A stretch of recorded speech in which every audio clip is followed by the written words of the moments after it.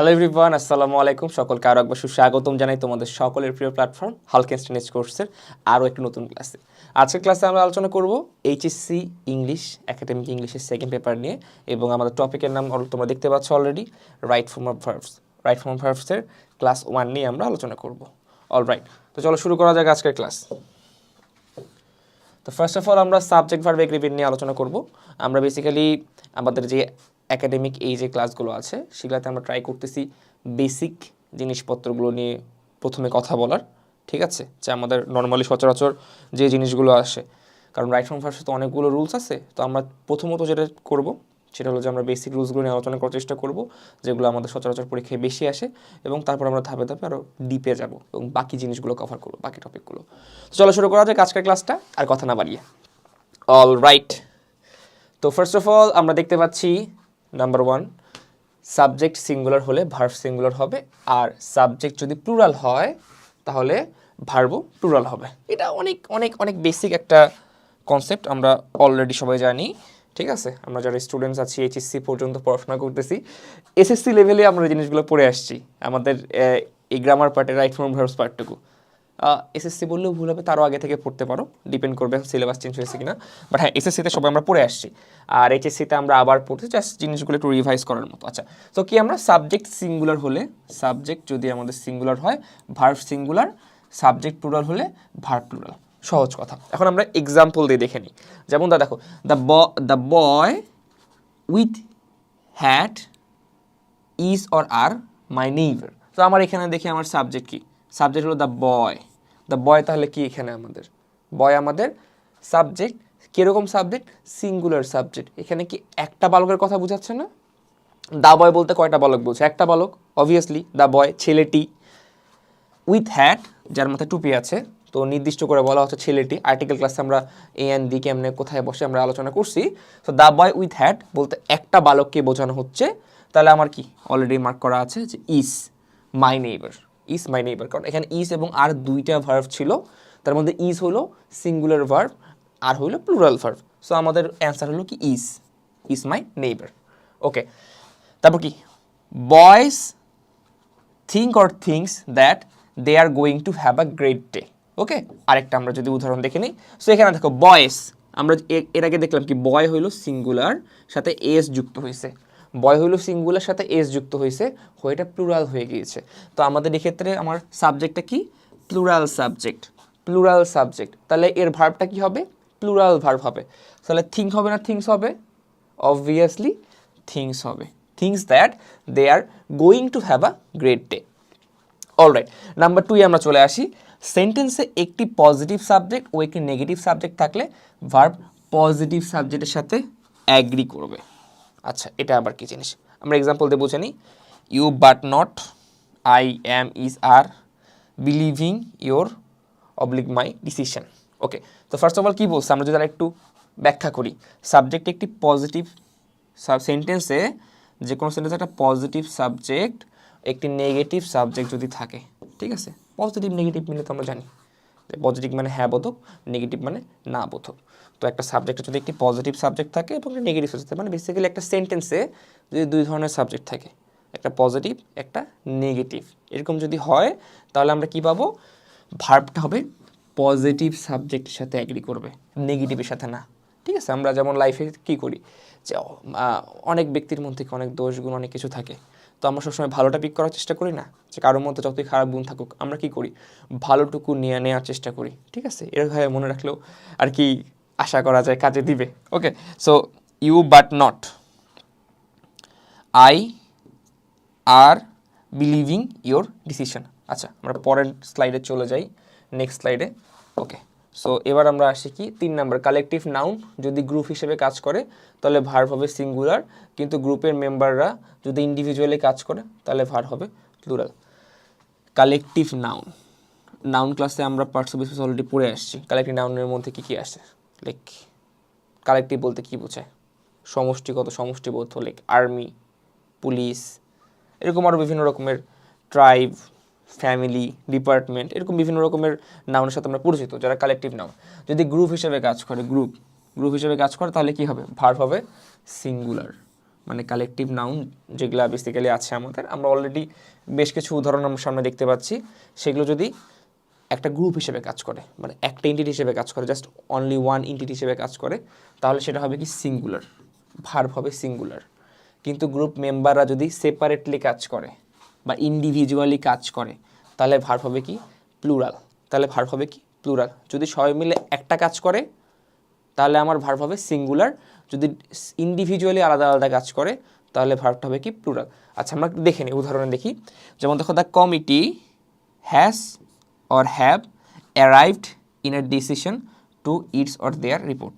So committee কি করলো, একটি মাত্র ডিসিশনে আসলো না, ইন আ ডিসিশন কি হলো, গ্রুপ হিসেবে কাজ করলো। আমাদের উপরে কি বলছে 3 নম্বরে, কালেকটিভ নাম যদি গ্রুপ হিসেবে কাজ করে, যদি গ্রুপ হিসেবে কাজ করে তাহলে ভার্ব হবে সিঙ্গুলার। তো এরা কি করলো, একটা কমিটি কি করলো, একটা সিদ্ধান্তে আসলো, একটি মাত্র সিদ্ধান্তে আসলো তাদের রিপোর্টে।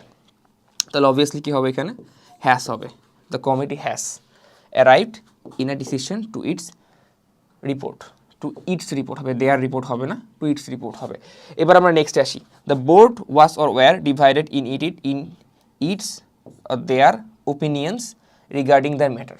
এখন আরেকটা পার্ট কি ছিল আমাদের 3 নম্বরে, কিন্তু গ্রুপের মেম্বাররা যদি ইন্ডিভিজুয়ালি কাজ করে, যদি ইন্ডিভিজুয়ালি কাজ করে মানে আলাদা আলাদাভাবে বা ব্যক্তিগতভাবে কাজ করে, তাহলে ভার্ব হবে প্লুরাল, ভার্ব হবে plural. The board was or were divided, আমরা দেখতে পাচ্ছি যে তারা বিভক্ত হয়ে গিয়েছে, in its or their opinions regarding the matter. তো যেহেতু বুঝতে পারতেছি একটা কাজ করেনি, ইন্ডিভিজুয়ালি কাজ করছে, তাহলে অবভিয়াসলি এটা আমার কি হবে প্লুরাল হবে। দ্য বোর্ড ওয়্যার আমার প্লুরাল, ভার্ব হবে এখানে ওয়্যার ডিভাইডেড ইন ইটস হবে না, এখানে হবে দেয়ার ওপিনিয়ন্স রিগার্ডিং দ্য ম্যাটার। আর এখানে আমাদের ওভারঅল আমাদের কালেকটিভ নাউনগুলো আমরা দেখতে পাচ্ছি, লাইক কি board, congress, panel, staff, team, jury, gang, group, tribe, family, cabinet, minority, school, faculty, department. You all know all of this, আমরা আলোচনা করছি এর আগে। এবার আমরা কিছু বিশেষ শব্দের দিকে তাকাই, যেগুলো বেসিক্যালি সবসময় কি হয়, ভার্ব অলওয়েজ সিঙ্গুলার হয়, ভার্ব অলওয়েজ সিঙ্গুলার হয়। ঠিক আছে, এখানে 2-3টা মিলে একটা ফ্রেজ দেওয়া আছে, মানে অনেকে আবার কনফিউজড হয়ে যায়, যে বলে যে না এগুলো কি আছে, প্রশ্ন পরীক্ষায় দেখলাম, দেখি কনফিউজড হয়ে গেলাম, লাইফেও চোখে দেখি নাই। ঠিক আছে, তখন কি করে যে ভার্ব সিঙ্গুলার হবে না প্লুরাল হবে, ইজ হবে না আর হবে। সো বেসিক্যালি সামনে আমরা এখানে দিয়ে রাখছি, জাস্ট মেমোরাইজ ইট। আর কি বলবো, ফ্লক অফ বার্ডস ও শিপ, ঠিক আছে, স্কুল অফ ফিশ বা fishes, herd of cattle, pride of lion, pack of dogs. এখন মনে হতে পারে ভাই এগুলো কি। ওকে, ফার্স্ট অফ অল, পাখিরা যখন একসাথে ডানা মেলে আকাশে ওড়ে, একটা গুচ্ছে যখন থাকে, অনেকগুলো পাখি একসঙ্গে থাকে, তখন ওটাকে কি বলে, ফ্লক অফ বার্ডস। ঠিক তেমনি শিপ বা ভেড়া আছে না, ভেড়ারা যখন একসঙ্গে থাকে, ভেড়ার পাল যেটাকে আমরা বলি, সেটাকে আমরা ইংলিশে কি বলি, ফ্লক অফ শিপ। সেকেন্ড কি, স্কুল অফ ফিশ। এখন প্রশ্ন আসতে পারে ভাইয়া মাছেরও কি স্কুল আছে, মাছও কি আমাদের মতো পড়াশোনা করে, মাছও কি অনলাইনে ক্লাস করে হালকেনস্টাইনে? না, বেসিক্যালি সে সুযোগ নাই মাছদের জন্য। বাট মাছ যখন ঝাঁক বেঁধে থাকে, মাছের ঝাঁক, সেটাকে আমরা বলি স্কুল অফ ফিশ। ওকে, তারপর হার্ড অফ ক্যাটেল। আমরা দেখি না যে আমাদের দেশের সিরাজগঞ্জে বেসিক্যালি দেখা যায় যেটা বাথান থাকে অনেকগুলো। বাথান মানে কি, উন্মুক্ত একটা ভূমি, সেখানে বেসিক্যালি ঘাস টাস অনেক কিছু থাকে, আমাদের গবাদি পশু যেগুলো সেগুলো একটা বিচরণ ভূমি সেটা। তো সেখানে আমরা দেখি যে অনেকগুলো গরু একসঙ্গে মাঠের মধ্যে চড়ে বেড়াচ্ছে। তো এরকম গরুর যেই পাল সেটাকে বলা হয় কি, হার্ড অফ ক্যাটেল। আচ্ছা, ঠিক তেমনি pride of lions, pack of dogs, সবগুলোই সেম। আর এইগুলোর ক্ষেত্রে কি, ভার্ব অলওয়েজ সিঙ্গুলার হবে, ভার্ব অলওয়েজ সিঙ্গুলার হবে। The herd of cattle is তাহলে ব্রেকিং অ্যাওয়ে, আর school of fish is being attacked by sharks. All right, going up to the next slide. এবার কিছু ইন্টারেস্টিং জিনিসপত্র আমরা দেখি। সো 3টা ছক দেখতে পাচ্ছি, সহজ কথা। এখানে আছে নো, এভরি, সাম, এনি। এখানে আছে কি, বডি, থিং, ওয়ান। আর এখানে দেয়া আছে কি, সিঙ্গুলার ভার্ব। এখন এখানে যেগুলো আছে এগুলো এই তিনটার যে কোনো একটার সাথেও যদি হয়, মানে যে কোনোটার সাথে যদি বসে পাশাপাশি, তাহলে ভার্বটা অলওয়েজ সিঙ্গুলার হবে। ভার্বটা অলওয়েজ সিঙ্গুলার হবে। Like it can be nobody, it can be nothing, it can be no one. ঠিক আছে, আমার এটা নোবডি হতে পারে, নাথিং হতে পারে, নো ওয়ান হতে পারে। ঠিক তেমনি এভরিবডি হতে পারে, এভরিথিং হতে পারে, এভরি ওয়ান হতে পারে। সিমিলারলি সামবডি হতে পারে, সামথিং হতে পারে, সামওয়ান হতে পারে, হতেই পারে। এনিবডি হতে পারে, এনিথিং হতে পারে, এনিওয়ান হতে পারে। যাই থাক, সেগুলোর সাথে যে ভার্বটা হবে সেটা সিঙ্গুলার হবে। Let's take some examples. Something is or are missing. So something, আমরা দেখছি সামের সাথে সাম ছিল, এখানে থিং ছিল, তাহলে কি এটা অবভিয়াসলি ইজ হবে, ইজ মিসিং। বাট পরেরটাতে আমরা দেখি some things is oblique are missing, এখানে তাহলে কী হবে? এখন অনেকে এই জায়গাতে একটু প্যাচ খায় যায়, বাট আমাদের জিনিস খেয়াল করো, এইখানে উপরে যে সামথিং লেখাটা আছে আর নিচে যে সামথিংস লেখা আছে, দুইটার মধ্যে কিন্তু ডিফারেন্স আছে। এক, এখানে থিং আছে, এখানে থিংস আছে, দুই মাঝখানে একটা গ্যাপ আছে, দেখো। সো বেসিক্যালি এখানে একটা ওয়ার্ড, বাট এখানে দুটো আলাদা আলাদা ওয়ার্ড। তো সামথিংস এটার ক্ষেত্রে হবে আর মিসিং, আর মিসিং। ওকে, সো যদি আমরা কি জানলাম এখানে, এই ছকের যা আছে তা এই ছকের যে কোনোটার সাথে যদি পাশাপাশি বসে, একসাথে যদি মিশে যদি শব্দ তৈরি করে, তাহলে তার পরের যেই ভার্বটা থাকবে একটা সেন্টেন্সে, সেটা সবসময় সিঙ্গুলার হয়ে যাবে। অল রাইট, এবার আমরা রাইট ফর্ম ভার্বসে চলে আসলাম ডিরেক্ট। রাইট ফর্ম ভার্বসের বেশ কিছু রুলস নিয়ে আমরা এবার আলোচনা করব। So first of all, sentence যদি প্রেজেন্ট ইনডিফিনিট টেন্স হয়, সেন্টেন্স যদি প্রেজেন্ট ইনডিফিনিট টেন্স হয় এবং সাবজেক্ট যদি থার্ড পারসন সিঙ্গুলার নাম্বার হয়, তবে ভার্বের সঙ্গে এস বাই এস যুক্ত হবে। সো প্রেজেন্ট ইনডিফিনিট টেন্স যদি হয় এবং যদি সাবজেক্ট যদি আমার থার্ড পারসন সিঙ্গুলার নাম্বার হয়, থার্ড পারসন সিঙ্গুলার নাম্বারগুলো আমরা জানি হি, শি, এই আর কি। প্লুরাল নাম্বারের মধ্যে কি পড়ে? আচ্ছা, ওকে। সো নেক্সটে আমরা আসলাম, যদি আমরা একটা এক্সাম্পল পিক করি যে শি ব্র্যাকেটের মধ্যে রাইট আর লেটার। সো আমরা জানি শি কি, শি হলো third person singular number, third person singular number ক্লাসে আমরা আলোচনা করেছি যেটা নিয়ে, যে third person singular number. So she writes a letter, she writes a letter, কারণ কি আমার এটা প্রেজেন্ট ইনডিফিনিট টেন্স, আমরা বুঝতে পারতেছি। সাথে কি third person singular number, she third person singular number subject হিসেবে বসছে, তাহলে পরবর্তীতে কী হবে, যদি এটা প্রেজেন্ট ইনডিফিনিট টেন্স, তাহলে এক্ষেত্রে এস বাই এস যুক্ত হবে। তো রাইটের সাথে কী হয়, এস যুক্ত হয়, হয়ে আমার এটা হয়েছে। এবার নেক্সট কি আমরা দেখি, দ্য বেবি ব্র্যাকেটে ক্রাই। এখন দ্য বেবি কি, এটা একটা থার্ড পারসন সিঙ্গুলার নাম্বার। আচ্ছা, পরে ক্রাই দেওয়া আছে প্রেজেন্ট ইনডিফিনিট টেন্স যেহেতু, তাহলে কি শেষে এস বাই এস যুক্ত হয়ে গিয়েছে। সো আমরা জানি ক্রাইয়ের শেষে যদি নর্মালি কি সাবজেক্টের শেষে যদি ওয়াই থাকে, একটা ওয়ার্ডের শেষে যদি ওয়াই থাকে, তাহলে সে ওয়াইয়ের শেষে এস বাই এস যুক্ত করার সময় যদি শেষে ওয়াই থাকে, কোনো একটা ওয়ার্ডের শেষে যদি ওয়াই থাকে, সেটা শেষে এস বাই এস যুক্ত করার সময় ওয়াইটা চলে যায়, চলে কি হয়, কি হয়ে যায়, আই ই এস যুক্ত হয়। ঠিক আছে, আই ই এস যুক্ত হয়। ঠিক তেমনি যদি আমরা অন্য একটা পিক করি ফ্লাই, তো এর সাথে যদি আমি এস বাই এস যুক্ত করতে চাই, বেসিক্যালি আই ই এস যুক্ত হবে, বেসিক্যালি এই আর কি। তো কি হয়ে যাবে, F L I E S, মানে যদি আমরা এর সাথে যুক্ত করতে চাই, সেক্ষেত্রে কি হবে, আমার ওয়াইটা উঠে যাবে এবং আইইএস যুক্ত হবে, আইইএস যুক্ত হবে। নেক্সট আমরা আসতেছি যে বিফোর দ্বারা দুটি পাস্ট টেন্স যুক্ত থাকলে বিফোরের আগের অংশে পাস্ট পারফেক্ট টেন্স এবং পরের অংশে পাস্ট ইনডিফিনিট টেন্স হয়।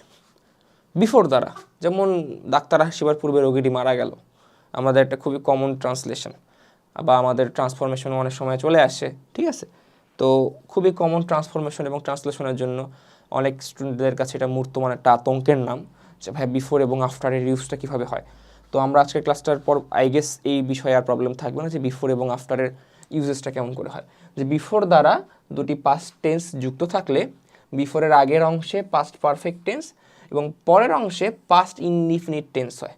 সো কী বলছে, যদি বিফোর থাকে, মানে বিফোর মানে কি আগে বা পূর্বে, বিফোর দ্বারা যদি দুটি পাস্ট টেন্স যুক্ত থাকে, এখন কি হইতে হবে, পাস্ট টেন্স হইতে লাগবে। প্রথমত দেখতে লাগবে এটা পাস্টে কিনা, তারপরে দেখতে লাগবে কি বিফোর আছে কিনা। তাহলে বিফোরের আগের অংশে পাস্ট পারফেক্ট টেন্স হবে। তাহলে পারফেক্ট অংশটা কখন হবে, আগে হবে, বিফোরের আগে হবে। বিফোর যদি থাকে বিফোরের আগে হবে, আর পরের অংশ হবে পাস্ট ইনডিফিনিট টেন্স। উদাহরণ দিয়ে বুঝি আমরা, we reach our school before the bell rang. We reach our school before the bell rang. এখন আমাদের এখানে জিনিসটা কী খেয়াল করতে লাগবে, ফার্স্ট অফ অল প্রথম কথা আমরা আইডেন্টিফাই করলাম বিফোর আছে, ফাইন, আইডেন্টিফাই করলাম বিফোর আছে। সেকেন্ড আমরা কি আইডেন্টিফাই করবো, যেটা পাস্ট টেন্সে কিনা, পাস্ট টেন্সে কিনা। সো আমার এই ভার্ব তো কিছু বোঝা যাচ্ছে না, বাট এই ভার্ব দেখে আমরা বুঝতেছি কি, রিং, র্যাং, রাং, ঠিক আছে। আমরা জানি কি রিংয়ের মানে পাস্ট ফর্ম কি, র্যাং, পাস্ট পার্টিসিপল রাং। সো বুঝতে পারছি পাস্ট ফর্মে আছে, পাস্ট ফর্মে আছে। তো তাহলে কি বিফোরের সামনের অংশ কি হবে, আমরা আমাদের রুলস অনুযায়ী এখানে কি হবে, রিচ কি হয়ে যাবে, পাস্ট পারফেক্ট টেন্সে হয়ে যাবে। তাহলে আমাদের কি যুক্ত হবে সামনে, হ্যাড। আর হ্যাড যদি যুক্ত হয় তাহলে ভার্বের কি ফর্ম হয়, ভার্বের V3 ফর্ম হয়, মানে পাস্ট পার্টিসিপল হয়ে যাবে। We had reached our school before the bell rang. Okay, next উদাহরণে আমরা যাই। The patient had died before the doctor ব্র্যাকেটে কাম দেয়া। ওকে, সো আবার আমরা যদি আইডেন্টিফাই করি, ফার্স্ট অফ অল মাঝখানে কি আছে, বিফোর আছে। তাহলে এর শুরুর অংশটা কি হইতে লাগবে, আমাকে পাস্ট পারফেক্ট টেন্স হইতে লাগবে, দ্য পেশেন্ট হ্যাড ডাইড, ঠিক আছে। তারপর কি দ্য বিফোর দ্য ডক্টর কাম দেয়া আছে। তাহলে আমরা রুলস অনুযায়ী কি দেখলাম, প্রথম কথা, যদি আমার একটা পাস্ট টেন্সের কোনো একটা সেন্টেন্স থাকে, তাহলে যদি তার মাঝখানে যদি বিফোর থাকে, তাহলে প্রথম অংশ কি হবে, আমার পাস্ট পারফেক্ট টেন্সে হবে। তাহলে পরবর্তী অংশ তাহলে কি হয়ে যাবে, পাস্ট ইনডিফিনিট, পাস্ট ইনডিফিনিট। তাহলে the doctor came, the doctor came. All right, এবার আমরা আফটারে চলে আসি। বিফোর তো হলো, এবার আমরা আফটারে আসি, ঠিক আছে। যে বিফোরের প্রবলেম চুকে গেছে, এবার আমরা আফটার এসেছি। তো আফটার দ্বারা দুটি পাস্ট টেন্স যুক্ত থাকলে সেম, এটাও আগেরটাও পাস্ট ছিল, এটাও পাস্টে। আফটার দ্বারা দুটি পাস্ট টেন্স যুক্ত থাকলে আগের অংশ পাস্ট ইনডিফিনিট এবং পরের অংশ পাস্ট পারফেক্ট টেন্স হয়। বিফোরে আমরা কি দেখলাম, বিফোরে দেখলাম উল্টা। বিফোর দেখেছি কি, যে বিফোরের প্রথম অংশে কি হয়, পাস্ট পারফেক্ট হয়, আফটারের প্রথম অংশে কি হয়, পাস্ট ইনডিফিনিট হয়। ছোট্ট জিনিস খেয়াল করো, নর্মাল কথা, এটা একটা ট্রিক্স। বিফোর যদি থাকে, বিফোর মানে কি, বিফোর মানে পূর্বে, বিফোর মানে পূর্বে। আর যদি আফটার থাকে, আফটার মানে কি, আফটার মানে কি, পরে, আফটার মানে পরে। অলরাইট, বিফোর যদি থাকে তাহলে আমার পাস্ট পারফেক্টটা কি হয়, বিফোরের আগে বসে, বিফোরের আগে বসে। আর যদি আমার আফটার থাকে সেন্টেন্সে, তাহলে পাস্ট পারফেক্ট টেন্সটা কি হচ্ছে, আফটারের পরে বসতেছে, আফটারের পরে বসতেছে। এটা সিম্পল একটা ট্রিক্স। দেখো, যখন আমার বিফোর থাকবে, বিফোর মানে আগে, তার মানে আমার পাস্ট পারফেক্ট যে জিনিসটা, পাস্ট পারফেক্ট টেন্স যেটা হবে সেটা কি আগে হবে। আর যেটা কি বলে যে আফটারে যে পার্টটুকু থাকতেছে, আফটার যখন আমরা নিয়ে কাজ করব, তাহলে সেটার পাস্ট পারফেক্ট টেন্স যেটা, সেটা হবে আফটারের পরে। সো বেসিক্যালি আমরা কিন্তু নাম থেকে মনে রাখতে পারি, বিফোর মানে আগে, মানে পাস্ট পারফেক্ট আগে, বিফোর, আফটার মানে পরে, মানে পাস্ট পারফেক্ট পরে। তার মানে আমরা পাস্ট পারফেক্টের অবস্থানটা কিন্তু আমরা সেন্টেন্স দেখে বুঝতে পারবো ডিরেক্টলি, যে বিফোর বলা মানে ওকে, আচ্ছা, তার মানে পাস্ট পারফেক্ট আগে, আফটার বলা মানে পাস্ট পারফেক্ট পরে, ঠিক আছে। আই গেস এইটা জানার পর থেকে আর আমাদের কারো ভুল হবে না, যদি তুমি এইভাবে মনে রাখো।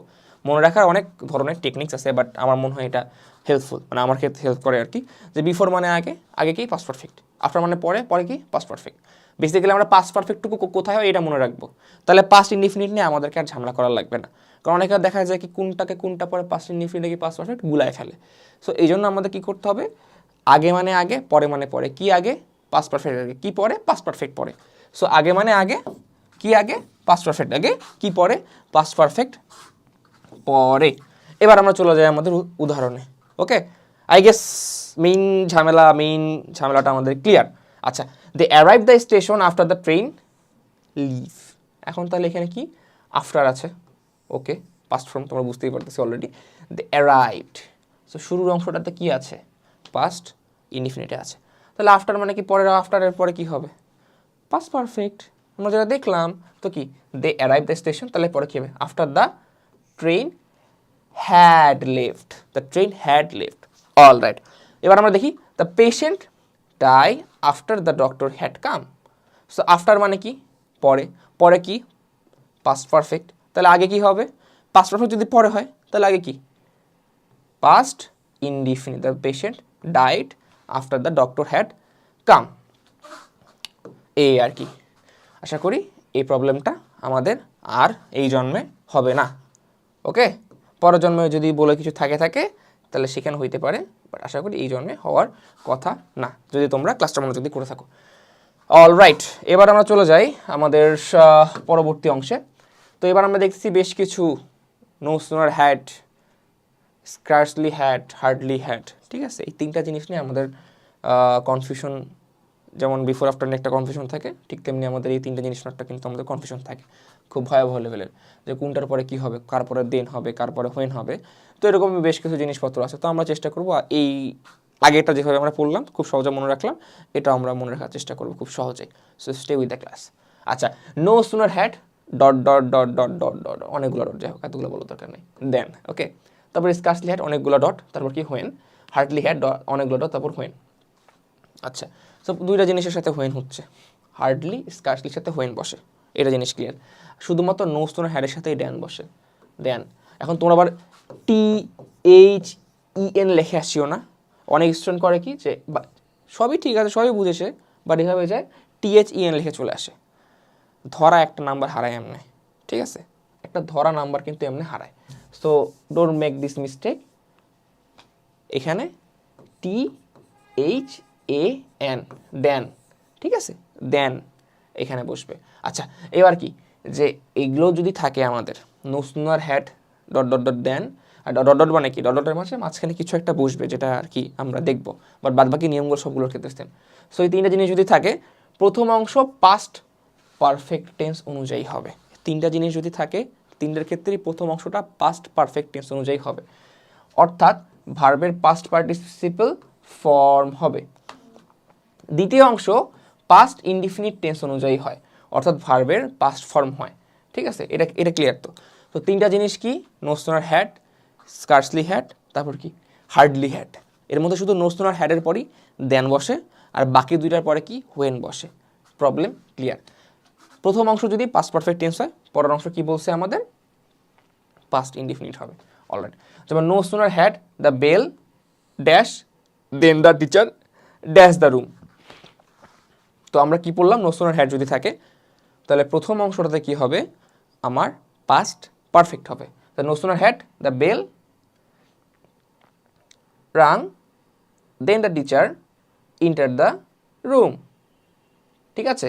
তারপর কি, যে স্কার্সলি হ্যাড, এখানে যদি আমরা দেখি যে arrive at the bus stand when the bus leave, তো scarcely had he arrived then the bus had left the when the bus left.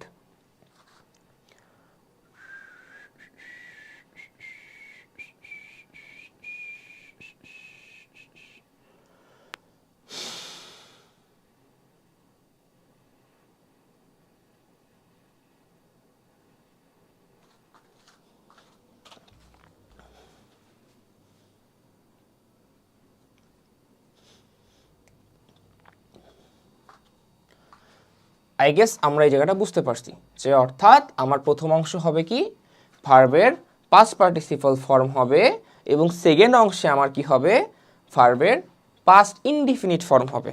তো আমরা জানি রিং যেটা আছে, রিংয়ে যদি আমরা প্রেজেন্ট পাস্ট পার্টিসিপল করি, রিং, র্যাং, রাং। ওকে, এ তো বাচ্চাকালে পড়ে আসো, এখানে আলাদা করে পড়ানোর কিছু নাই। তো এটা হলো কি প্রেজেন্ট ফর্ম, এটা পাস্ট ফর্ম, এটা পাস্ট পার্টিসিপেল ফর্ম। সো আমার এখানে কি হইলো, নো সোনার হ্যাডের পর কি হবে, পাস্ট পার্টিসিপেল ফর্ম বসবে। আর তারপর কি, দ্য টিচার ইন্টার, এটা কি ইন্টার্ড, এটা কি আমার পাস্ট ফর্ম বসলো। ঠিক তেমনি অ্যারাইভড এখানে বসলো, কারণ অ্যারাইভড সেম। আর যদি বলতে গেলে বাস, লিভ, লেফট। তো আশা করি এই জিনিসটা clear. Moving on to our next slide. আচ্ছা, এবার চলে আসো সিন্স নিয়ে একটু কথাবার্তা। সিন্স নিয়ে সাধারণত সিন্স দ্বারা দুটি ক্লজ যুক্ত থাকলে এবং সিন্সের আগের অংশ প্রেজেন্ট ইনডিফিনিট বা প্রেজেন্ট পারফেক্ট টেন্স হলে পরের অংশ পাস্ট ইনডিফিনিটে হয়। অর্থাৎ কি বললো, সিন্স দ্বারা যদি দুইটা ক্লজ যুক্ত থাকে, ক্লজ জিনিস কি আমরা আলোচনা করছি এর আগের ক্লাসে, যুক্ত থাকলে এবং সিন্সের আগের অংশ প্রেজেন্ট ইনডিফিনিট এবং অথবা প্রেজেন্ট পারফেক্ট টেন্স হলে পরের অংশ পাস্ট ইনডিফিনিট টেন্স হয়। লাইক আমরা এক্সাম্পল দেখি, এক্সাম্পল না দেখলে রাইট ফর্ম ভার্বসের একটা মেইন জিনিস কি, যে আমরা ট্রাই করি যে খুব ভালোভাবে সূত্র বা রুলস যেগুলো মনে রাখার জন্য, but it really doesn't help. Right form verbs মনে রাখার সব থেকে ইজিয়েস্ট ওয়ে হলো এক্সাম্পল দিয়ে মনে রাখা। কারণ একটা এক্সাম্পল তুমি যদি ভালো মতো মনে রাখতে পারো, ঠিক আছে, এবং সেখান থেকে যদি তুমি বুঝে বুঝে রুলসগুলো বোঝার চেষ্টা করো এবং রুলসটা যদি পড়ে দেখো, তাহলে সেই জিনিসটা তুমি আর জীবনে ভুলবে না। তোমার যতই সাবজেক্ট চেঞ্জ করে দেখ, যতই আর কি বলতে গেলে সিচুয়েশন চেঞ্জ করে দেখ, the result remains the same. আচ্ছা, এবার আমরা এক্সাম্পল দিয়ে বোঝার চেষ্টা করি। It is many years since he give up smoking. So কী বলছিল ওখানে, যে সিন্স দ্বারা যদি শুরু হয় এবং আগের অংশ যদি প্রেজেন্ট ইনডিফিনিট বা প্রেজেন্ট পারফেক্ট হয়, তো ইট ইজ মেনি ইয়ার্স। সো এটা কি প্রেজেন্ট ইনডিফিনিটে আছে না, ইট ইজ দেওয়া আছে যেহেতু প্রেজেন্ট ইনডিফিনিটে আছে না, তাহলে পরের অংশ কী হবে বলে দিছে, পাস্ট ইনডিফিনিটে হবে। তাহলে গিভের পাস্ট ফর্ম কি, gave, he gave up smoking. আচ্ছা, তারপর কি 5 years have past since he leave the house. So আমরা কি সিন্সের আগের অংশ কি আছে, হ্যাভ পাস্ট, মানে কি প্রেজেন্ট পারফেক্ট, এবং তাহলে পরের অংশ কি হবে বলে দেওয়া আছে, পাস্ট ইনডিফিনিট ফর্মে হবে, পাস্ট ইনডিফিনিট ফর্মে। তাহলে he left the house. All right, এবার আমরা চলে যাই আমাদের নেক্সট স্লাইডে। ওকে, না ক্লাস এখনই শেষ না, আরও একটা স্লাইড বাকি আছে। থ্যাংক ইউ এখনও দেওয়ার সুযোগ হয়নি, থ্যাংক ইউ একটু পরে দিব তোমাদেরকে। ওকে, আচ্ছা, আবার সিন্স দ্বারা যদি ক্লজের যুক্ত থাকলে এবং সিন্সের আগে ক্লজ বা বাক্যের অংশ পাস্ট ইনডিফিনিট হলে ভার্বের পরেরটা পাস্ট পারফেক্ট হয়। সো এর আগে আমরা দেখলাম কি, সিন্স দ্বারা দুটো যদি ক্লজ যুক্ত থাকে, প্রথম অংশ যদি প্রেজেন্ট ইনডিফিনিট বা প্রেজেন্ট পারফেক্ট, মানে প্রেজেন্টের যে কোনো কিছু যদি হয়, সহজ কথা, প্রেজেন্ট ইনডিফিনিট হোক বা প্রেজেন্ট পারফেক্ট হোক, মানে প্রেজেন্ট কিছু থাকলেই পরের অংশ পাস্ট ইনডিফিনিট হবে। আর এখানে কি বলছে, যদি পাস্ট ইনডিফিনিট থাকে, যদি পাস্ট ইনডিফিনিট থাকে তাহলে কি হবে, পাস্ট পারফেক্ট হবে, পাস্ট পারফেক্ট হবে, পাস্ট পারফেক্ট হবে। আগেরটাতে কি ছিল, আমরা যদি আগেরটাতে যদি একটু যাই, একটু মিলাই পড়ি, কি হবে এখানে কি ছিল, যে যদি প্রেজেন্ট আছে, এইটাও প্রেজেন্ট, মানে প্রেজেন্ট কিছু একটা হইলেই, ঠিক আছে, ইনডিফিনিট অথবা পারফেক্ট কিছু তো একটা হবে, ঠিক আছে, ইনডিফিনিট অথবা পারফেক্ট হলে পরের অংশটা পাস্ট ইনডিফিনিট, এটা থাক ডাজন্ট ম্যাটার, পাস্ট ইনডিফিনিট হবে। আর পরের অংশে আমাদের কি বলছে, আমরা যখন গেলাম পরের স্লাইডে, এখানে কি বলছে, যে প্রথম অংশ যদি পাস্ট ইনডিফিনিটে হয়, যদি পাস্টে থাকে প্রথম অংশটা পাস্ট ইনডিফিনিটে, তাহলে পরের অংশ কি হবে, ভার্বের পাস্ট পারফেক্ট টেন্সে হবে, পাস্ট পারফেক্ট টেন্স হবে। এবার আমরা আসি উদাহরণে। Many years past since I meet him last. So আমাদের সিন্সের ফার্স্ট অংশ কি, পাস্ট। কি বলছে, মেনি ইয়ার্স পাস্ট, তাহলে এটা কি পাস্ট ইনডিফিনিট ফর্মে না, ইডি যুক্ত আছে লাস্টে। ওকে, তাহলে আমার এখানে কি হবে, যদি প্রথম অংশ যদি পাস্ট ইনডিফিনিট ফর্মে হয়, তাহলে পরের অংশের ভার্বটা কি হবে, পাস্ট পারফেক্ট টেন্সে হবে। So many years past since I had mate him last, আমরা সেটাকে কি করলাম, পাস্ট পারফেক্ট টেন্সে কনভার্ট করলাম। তারপর কি, it was many years since I visit